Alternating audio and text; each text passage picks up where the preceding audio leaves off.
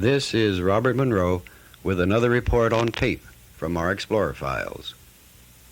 Our explorer this time is M.A.J., a psychologist with a background of some 25 years of personal counseling, among other things. She has learned quite well the process of oral communication while in the out-of-body state, and is very lucid in her reporting. Also, this is a good demonstration of the role of the monitor in much of our research effort. Here is M.A.J. reporting on a meeting as it is taking place. Ask him who he is. Osmer.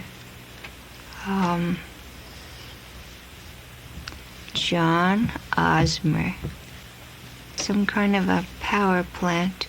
Director of a power plant.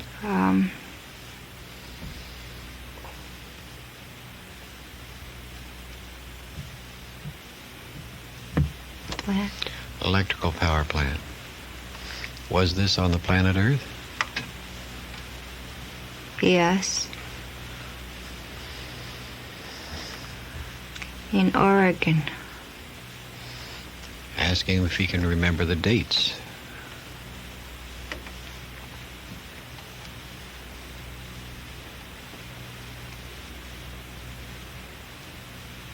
$1898, he was born.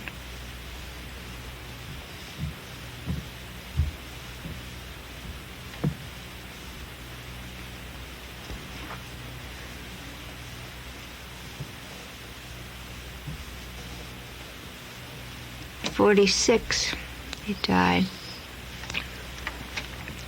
Ask him where he was when he died. Salem, Oregon. What was his full name? Osmer? What was his first name? John. John Osmer.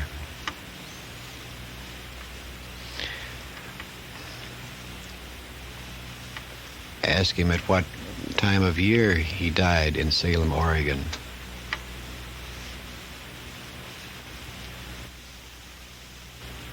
November. Very good. Ask him what it felt like to die in November 1946. Ask him what it felt like. He died of a heart attack, and it was unexpected. And he felt fearful. He felt like he wasn't ready to go.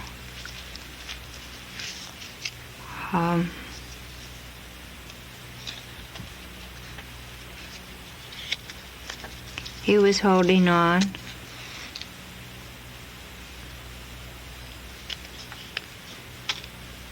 And then when he began to pass over to the other side,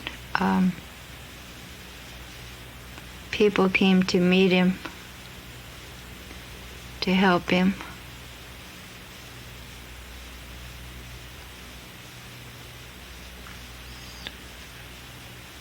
Who are these people? Sally.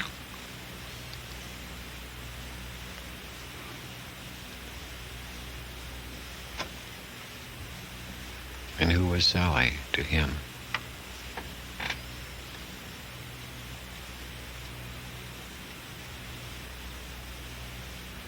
His friend. As a child, they were friends. Very good. Ask him what happened after the people met him, after Sally met him. Then what happened? Well, there were two people that took him by she took one hand, and man, I don't know whether it's his father or his grandfather, took him by the other hand, and they just walked around with him.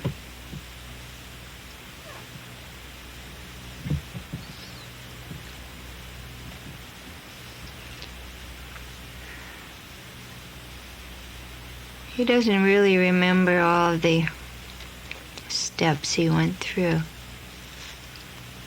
It was just a gradual adapting to this new situation in which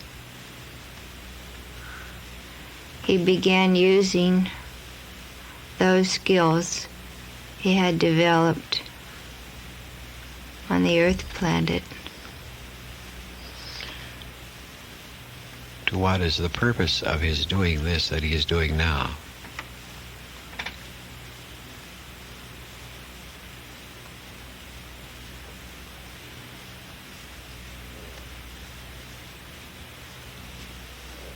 He seems to be in a position of passing on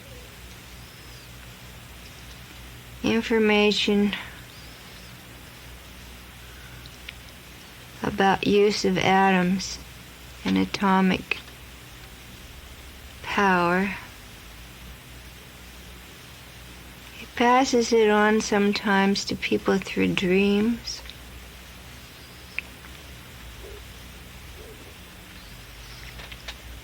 He's been attempting to directly channel some of this information. And I just am being told I'm not going to be given the specifics in this information, but that some people who have been doing research in a nuclear way have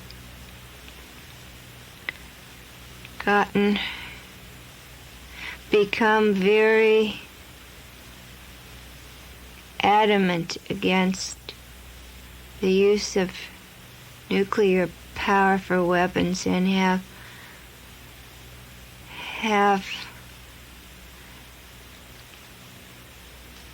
objected, have somehow, although they haven't actually joined in an external organization, there has been a concerted effort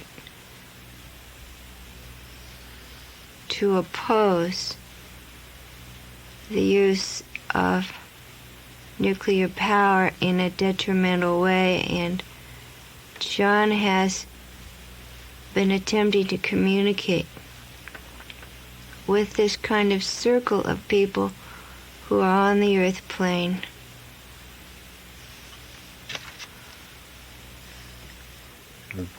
Then ask him from his perspective that he has now, from his viewpoint that he has now, is there a way that we can generate electricity very simply without use of nuclear energy?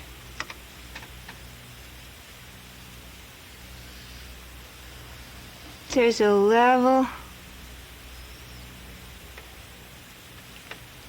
of power beneath the Earth's crust.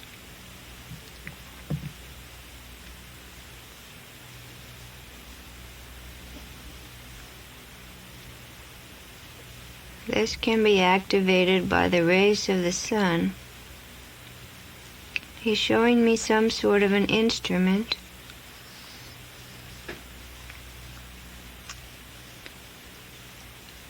It seems to be shaped like an ice cream cone, large, of course. And it goes down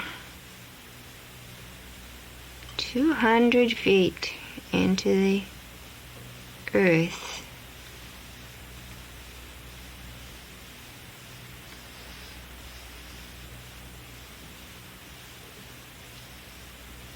And when the sun strikes inside of this cone-shaped instrument, this is very puzzling to me because personally I don't know anything about anything like this. So I'm just describing. I'm seeing a kind of a lining inside of this cone-shaped object. The cone-shaped object is in some kind of heavy metal, and this lining is a lighter weight metal, and it spins. It's activated by the sun, and it reflects and it spins. And there are On the side of this heavy metal cone, there are all sorts of little welded hooks. They're loops, holes that are like loops, not hooks, loops. And they have some cables extending out. Is the point of the cone into the ground or the open end of the cone? The point is into the ground, and the open end is out, and it has a reflector on the inside that is spinning around. What is the angle of the cone off of the center line of the cone? What is the angle? How many degrees?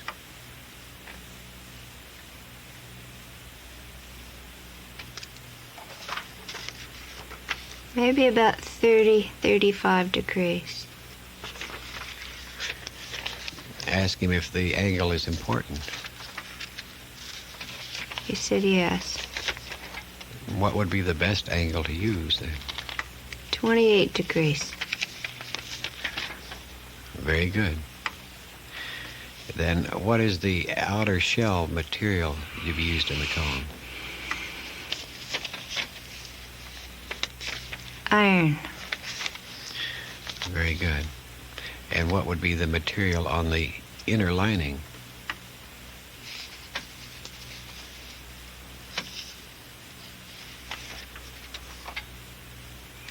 It's a different kind of material than let me see if I can understand it.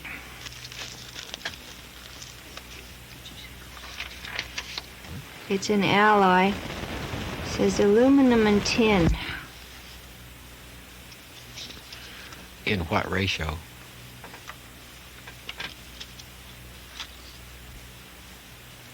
$70-30. The 30 is the tin. Very good. Fine. What is the principle behind such a unit?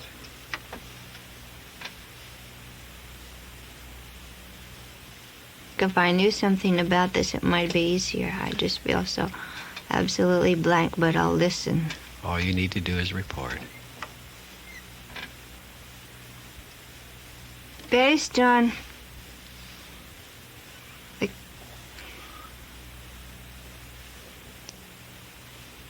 relative temperatures between the earth crust where this has gone into 200 feet or more into the earth and the temperature of the sun,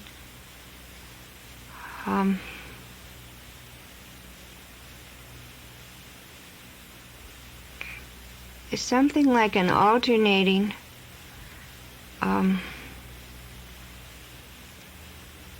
he says it's like an alternating current that takes place. Very good. Mm-hmm. All right, well then, why don't you ask him if he had any children when he was on the planet Earth?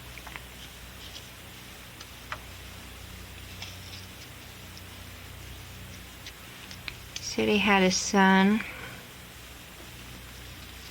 His name was Mark. Ask him if he knows where Mark is now.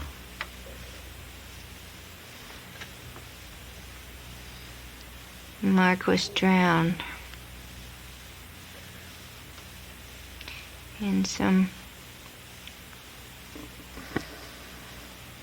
kind of an accident in some rapids. Was this before November of 1946?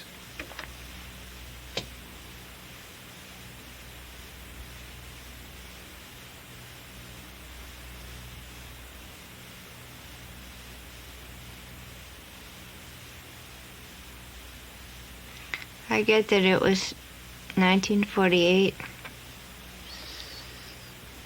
Ask him if his wife is still here on the planet Earth.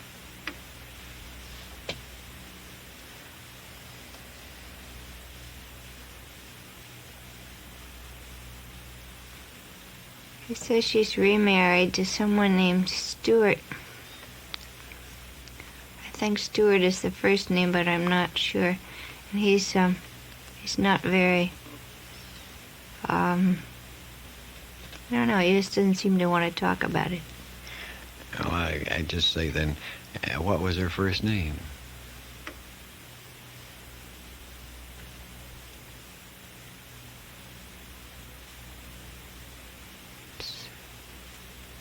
Sue. Very good. Then thank him for being so patient with us. Thank you, John. And then ask him how he feels about religion now that he is where he is now. How he feels about religion as it is, he knew it on earth here. Well, he said he was never religious. He used to think of himself as being an atheist.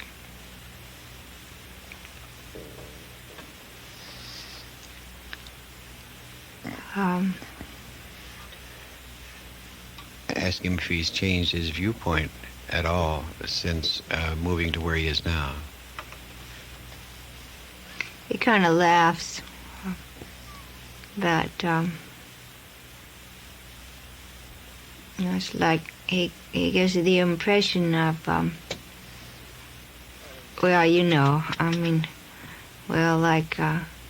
everyone here knows that there's a divine plan, and there's he says we don't talk about religion especially, but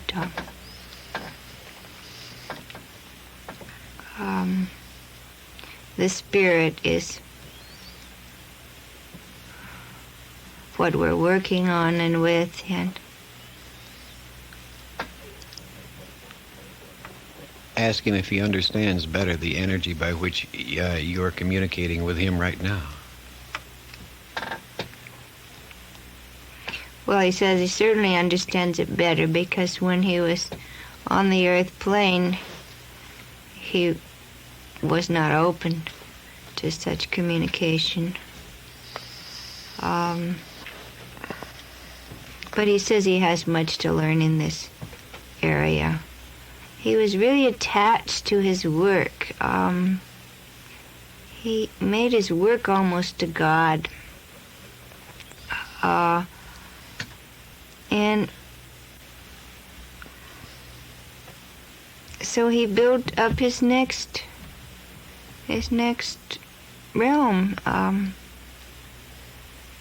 He has to work that out and then move on to another place where he can develop more artistic sides of himself, in another place where he can develop his spirituality higher.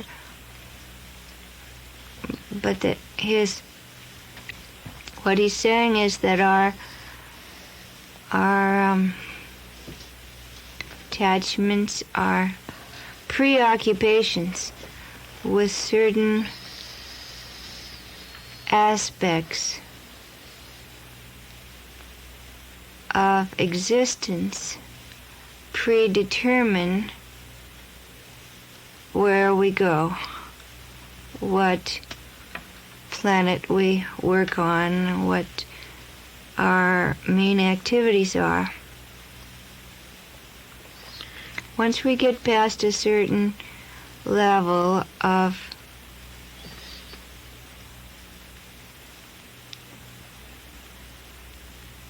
well, I guess he refers to it as a level of confusion. A level in which many spirits, many entities are kind of trapped, are able to communicate with both sides somewhat, but not with any expertise, or they can't really be helpful to anyone. I guess he says it's what we talk about as the astral plane, where no real work is done. It's just kind of an interim. But when one is in that interim place, it feels, well, he says it feels partly confused, but sometimes like not too far from the way one felt on the earth plane. Very good. Does he expect to return physically to the planet Earth? He says he really doesn't have that knowledge. He doesn't have any expectations. He's in a place where he just has something to do right now, and he says he's not one of the planners, whatever that might mean. Does he know who the planners are? He said all he knows is that there are, like, hierarchies of spirits. Has he met some of the hierarchy?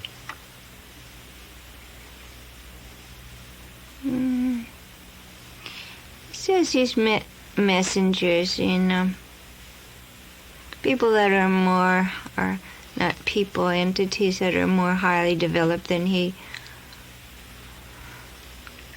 But he really isn't very clear about all of that.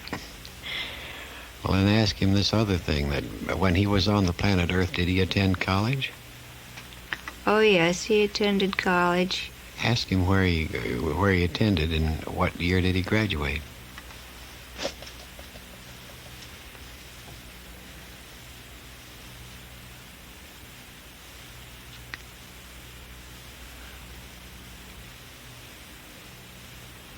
Graduated in 1928.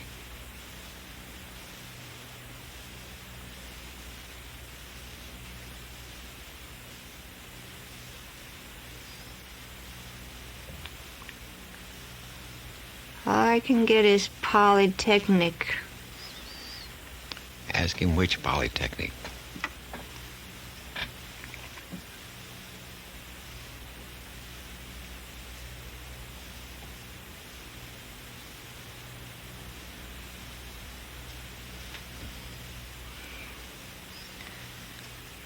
Either he doesn't know or I'm not getting it clearly. All I know is it begins with an O. Odeon. It may just be Oregon. I don't know. Oh, very I'm good. not sure. That's very good.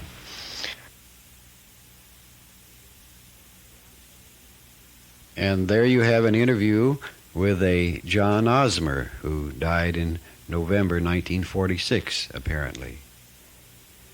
We have not validated any of the information on this particular session, so if any of you would like to do so, go to Salem, Oregon, and find out about a John Osmer who died in November 1946. If you do, we would certainly like to hear what you find out. Also, we have much more of this information regarding this generating unit that John Osmer is so interested in, and perhaps you can find out something about that also. Continuing on, here's MAJ with her favorite friend in a non-physical way. Her friend's name is Hans, and she is with him at this moment. But Hans has been with me a lot of the time. Like whenever I seem to be in a real spacey place, he takes my right hand in his left hand. Can you communicate with him? Yes. Ask him then how he feels and what he thinks where he is now. He really doesn't think about it very much. He experiences, and he is connected to my development.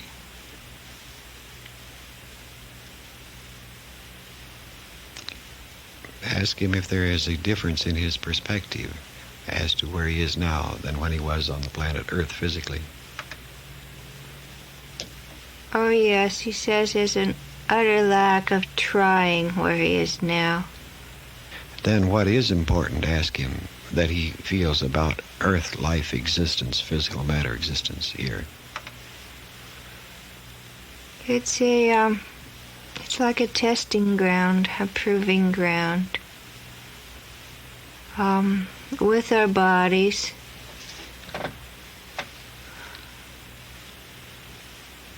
we are able to work out our karma in a more effective way than in the other planes.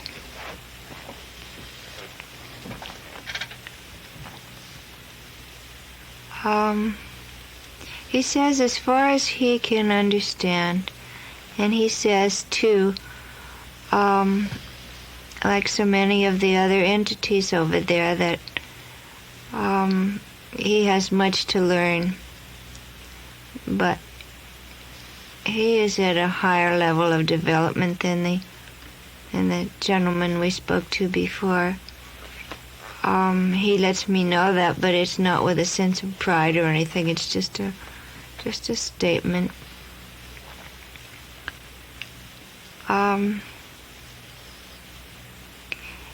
He says that originally the Earth plane was put together as a kind of amusement, as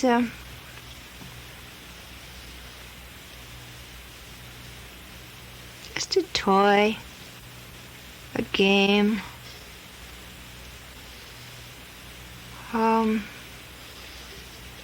that somehow got out of hand.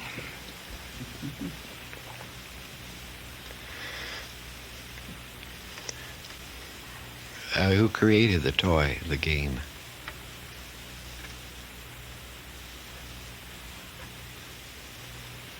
The perfect energy, the pure energy, infinity. He says we call it by lots of names. The Creator.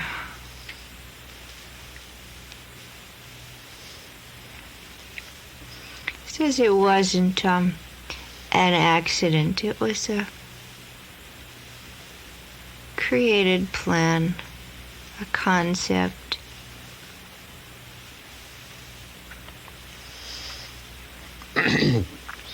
Very good. Mm-hmm.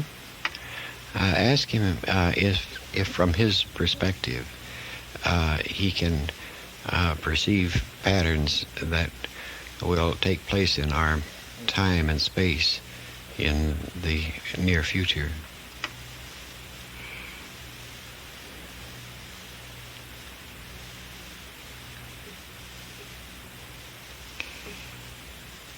He says yes, and then he tells me right away, personally, that certain patterns have been hidden from me. Others have been given to me very clearly. We'll have to interrupt here because this is the end of this side of the cassette, and we will resume with MAJ and Hans on the other side. So simply pick up your cassette, shut it off, turn it over, and we'll see you on the other side.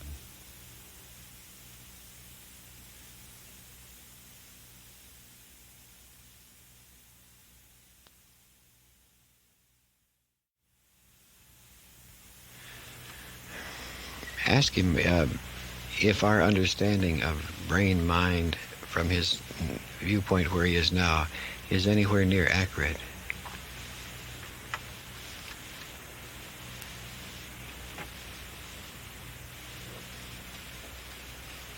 Well, he says there are different approaches in the Earth plane to the concept of brain-mind.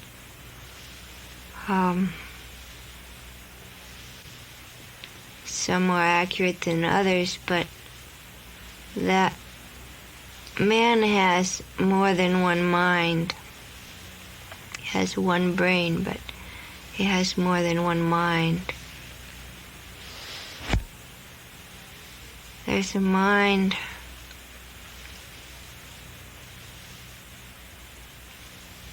that's like the higher mind.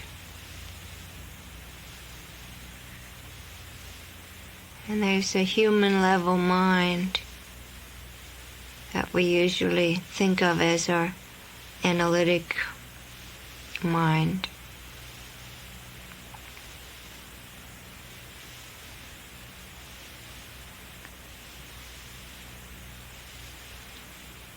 That the brain itself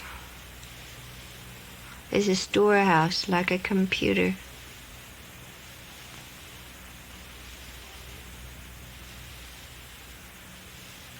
That's interesting. He says that the human brain has within it a composite of experiences that extend beyond the lifetime of the individual.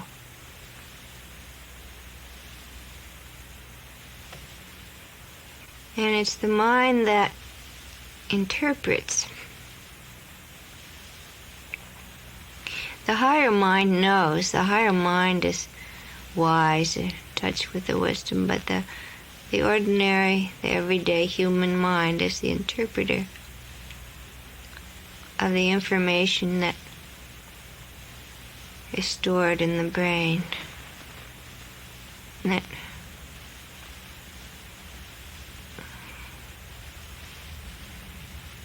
sometime man may discover a way to tune into that storehouse of information, just like it has been discovered a way to tune into the stored memories of a lifetime, throughout the lifetime.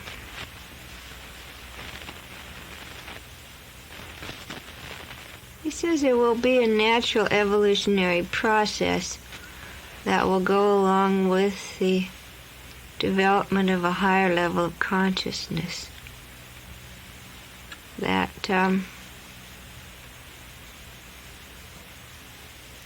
some of the attempts at jolting the mind, no, the brain, by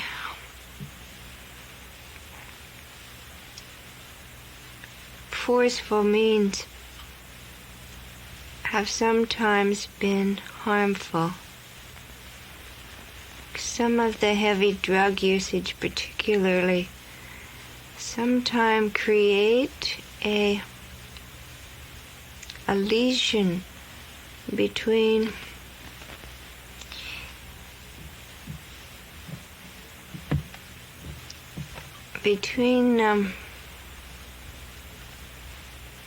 the memory bank in the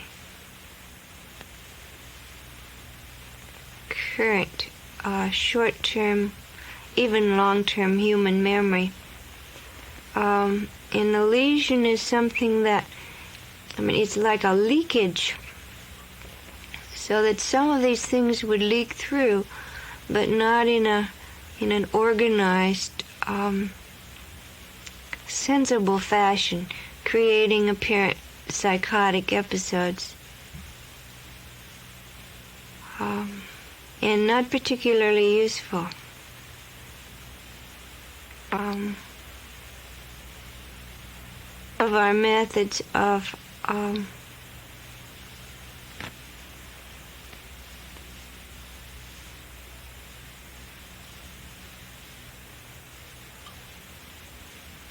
attempting to cure these psychotic episodes are more disastrous than helpful. but more gentle. That particularly in terms of drugs, he's talking about. With just a kind of gentle understanding, patience, the kind of reaching out to the person on an unconscious level.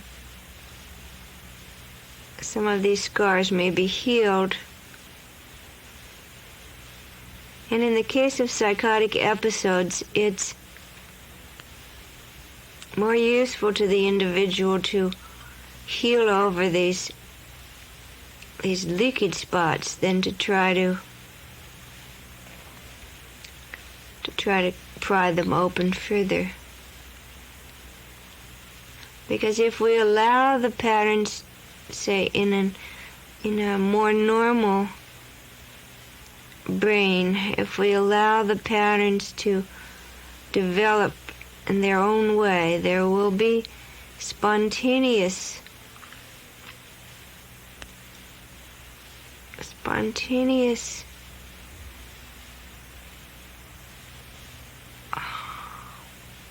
states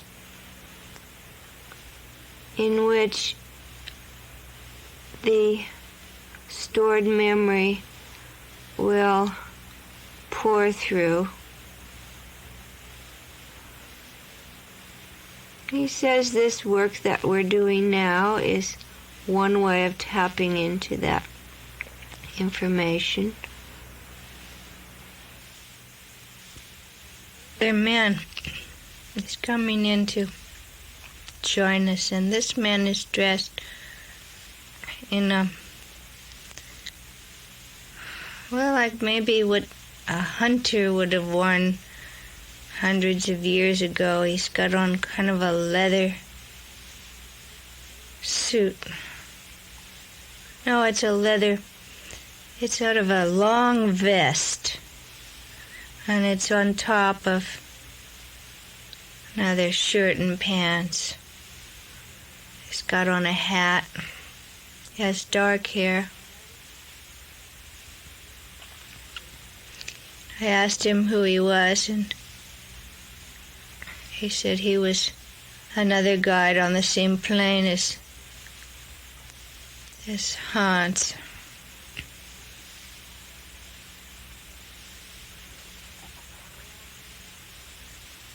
His name is Miranon. I guess that's the same one we were talking about. I don't remember if that's the same name. Miranon? Mm-hmm. No, That's what he said, Miranon. Fine.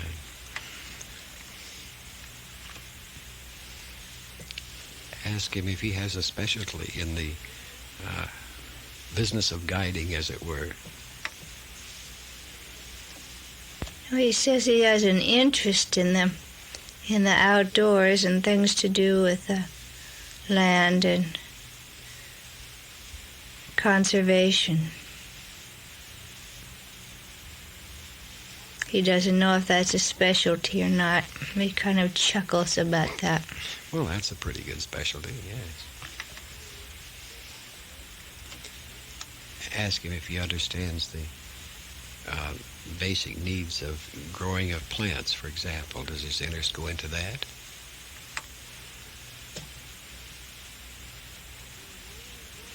He says sometimes he can communicate with the plant spirits, and sometimes he can put humans in touch with the plant spirits. How does he do that? He has a way of getting the attention of the human.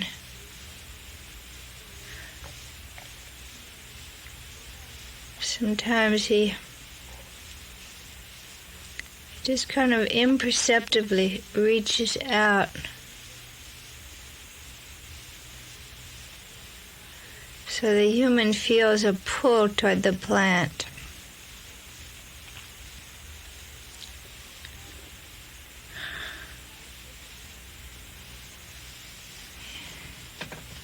He says that's why there are some people who seem to know exactly what to do in the growing of plants, trees, all kinds of foliage. Does he know of any ways to help the plant grow any better?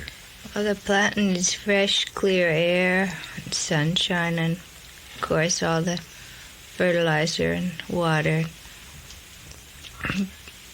But it needs another quality, a kind of a recognition of its consciousness.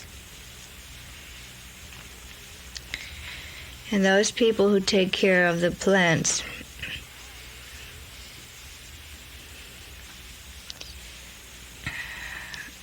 are able to help the plant grow by recognizing its consciousness, being completely aware that this is a conscious being. And the plant responds to this and will just put out everything it has toward growth.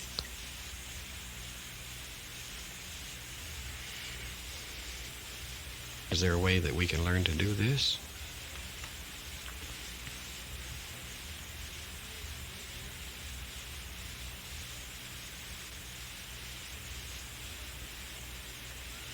He says it's not a matter of learning. It's just a matter of accepting that this is a fact and adjusting one's attitude accordingly.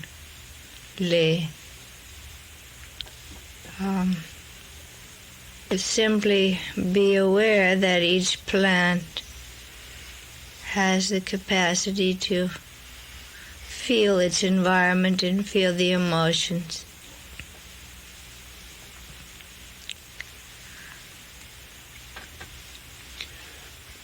What attitude should we take then when we harvest plants for our own consumption? A thankful attitude of giving the plant thanks for growing, because this consciousness of the plant does not intend to be continually living in the plant form, that it's very willing to be transformed into another form of consciousness by being used as food or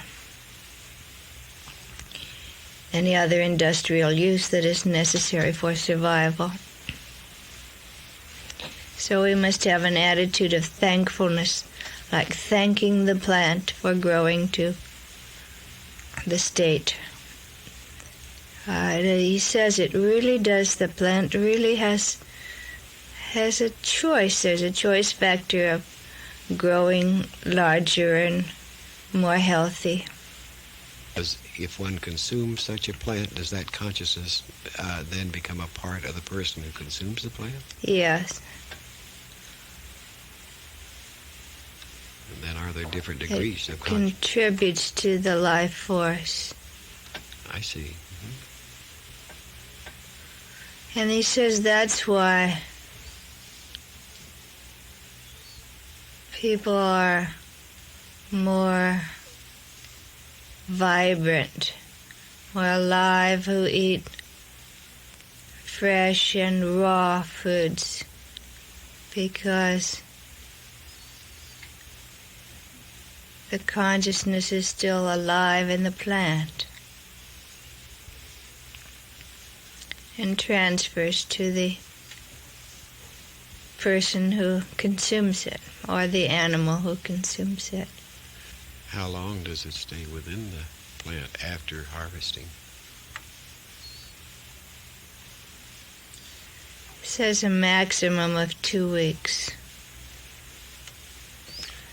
But the sooner after it's harvested that it's consumed, the better it is. Does freezing affect the consciousness' disappearance from it?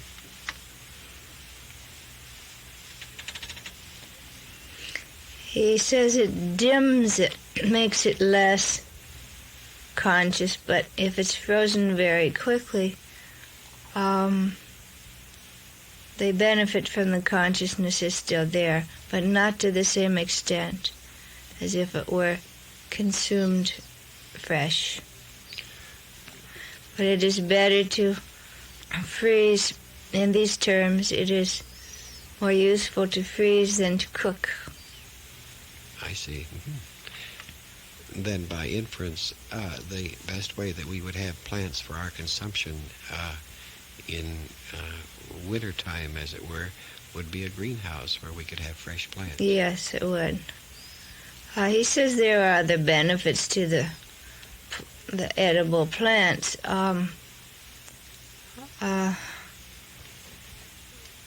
Besides transmitting this life force through the consciousness, there are nourishing effects of the cooked plants and the stored plants also. But to get the maximum effect, one would eat fresh, raw, edible plants. Ask him if he has ever existed here on or in planet Earth and is well aware of the plants that we have. He says yes. What was his favorite plant?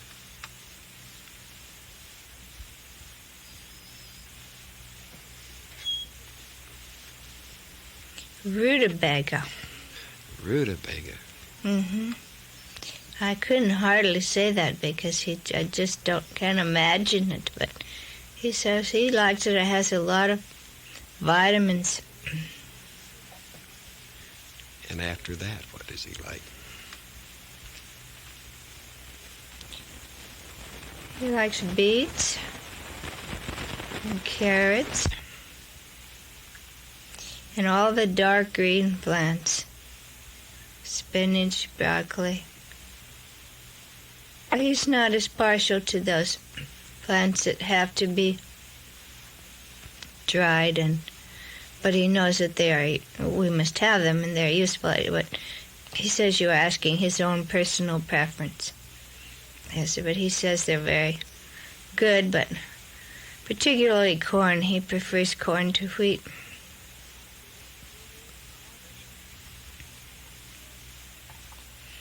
He says very nourishing, but it's not one of his favorites. Well,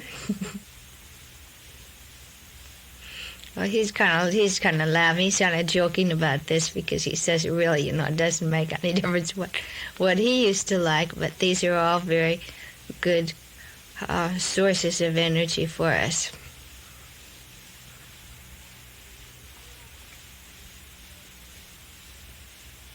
He says that his own preference is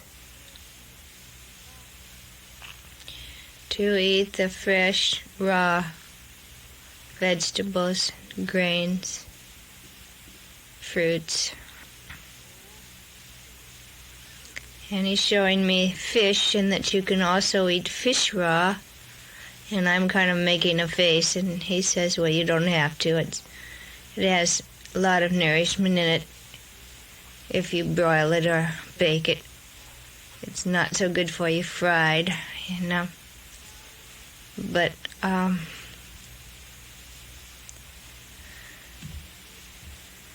trying to get him to talk more about beef and lamb, pork.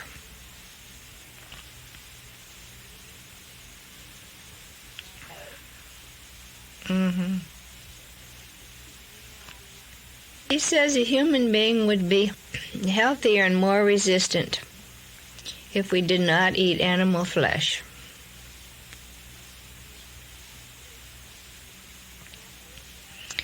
That we have developed a certain dependency on animal flesh, and particularly in cold climates, it seems to be the body seems to require it. But according to him,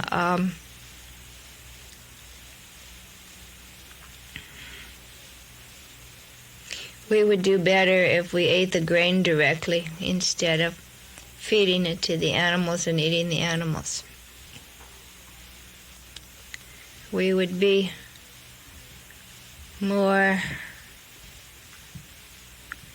well, he's showing me like people being kind of light and springy and buoyant,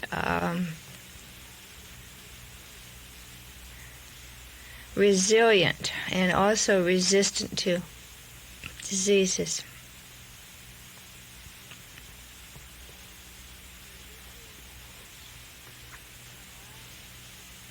He approves of eggs, and he seems to approve of fish.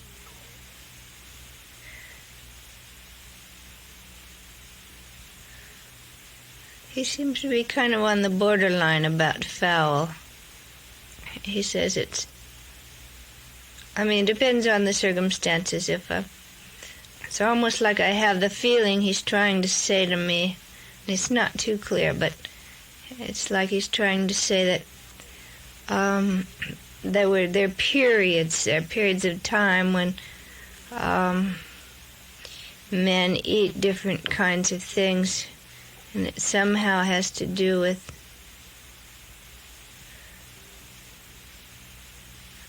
it has to do with their habits and their patterns. And so maybe one would wean oneself away from the fleshy animals and maybe then have fowl and then maybe not have that, but continue to have eggs and fish. I see lots of fish all around with the other food. He says wild fowl is more health producing. That's interesting. There's something about the domestically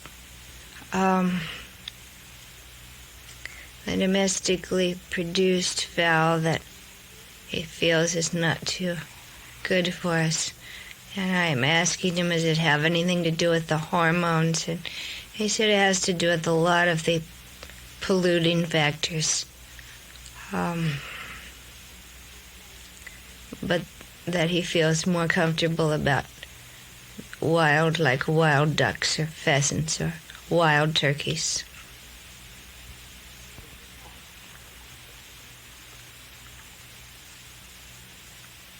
Well, he's talking over with Hans, and they're just kind of chatting back and forth.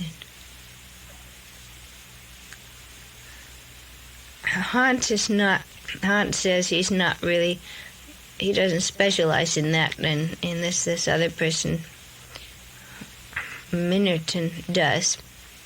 But that Hans feels it, really doesn't make a lot of difference. He has the feeling that, although he agrees with his friend that this would be probably the most healthy, he feels that a human can develop to a level where he's not adversely affected by any particular food. And they're kind of arguing. A Miranon is saying, well, why do we have to worry about adverse effects? Why don't we talk about what's positive and just eat the things that are going to bring a positive result, the most positive result. And Hans is more inclined to just kind of let be. This other man is more more directive, more protective of the people at that level. But they really don't basically disagree. I think Hans, yes, I'm sure, he's saying, well, that's right. He's saying that if it comes about naturally, so that the food patterns evolve naturally by man listening to his body and eating these appropriate, what the body really asks for, that then this is a most positive way to approach the matter of eating. Their disagreement seems to be in method rather than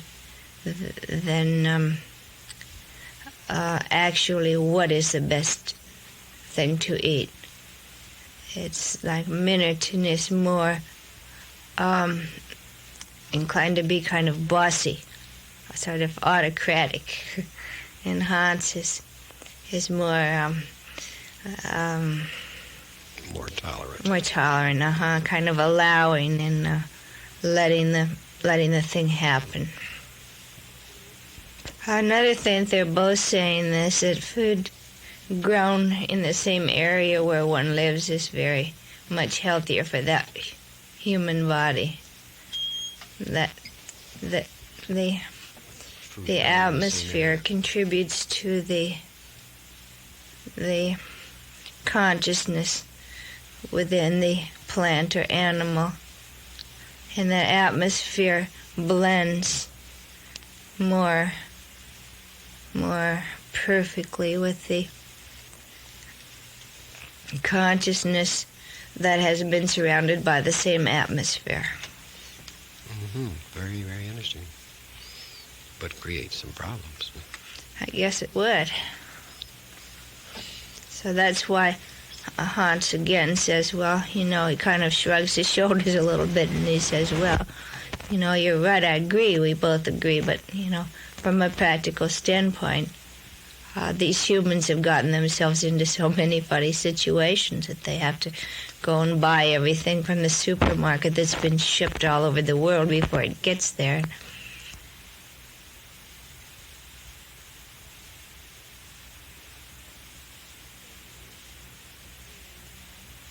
He says he used to like to cook.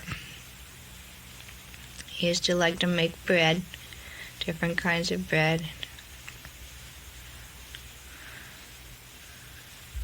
It's just showing it to me. I don't know what its name is, but it's kind of it's a brown loaf, and it's sort of heavy and flat. It didn't rise. It looks like it fell, but he says it's supposed to be that way. But it's heavy, and it wasn't meant to. It's a kind of you have to really bite it and chew it. I don't know what its name is. I wish he'd give me the recipe, but I don't think. He says sometimes what he says is sometimes if I'm okay, I'll see if this works. He's saying sometime when I'm baking bread and I'm looking through things that he might sort of nudge me and say, well, if you change this recipe this way. Would he really do this? Would he really give you this unseen assistance? Yes, I'm asking him that, and he says yes. Well, if he's not too busy doing something more important. Yeah. I will add a new dimension. A new dimension indeed to the art of cooking, among other things. Well, we hope you've enjoyed this tape and the many meanings that are implied in it. See you next time.